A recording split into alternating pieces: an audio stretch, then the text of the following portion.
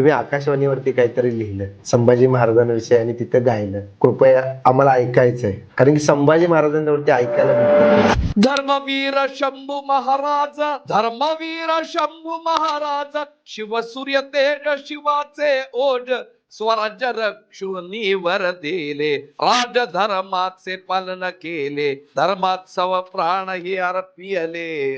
जी जी जी जी जी जी. संभाजी महाराज म्हणजे शिवाचे ओज असा मी शब्द वापरलाय. आपल्याकडे आयुर्वेदामध्ये सप्त धातू सांगितलेत. रसशुंक, मांस, मेद, अस्थि, मज्जा आणि शुक्र असे 7 धातू आहेत आणि त्यातल्या 7व्या धातूचं रूपांतर ओजात होतं. ते शिवाचं ओज आहे संभाजी महाराज.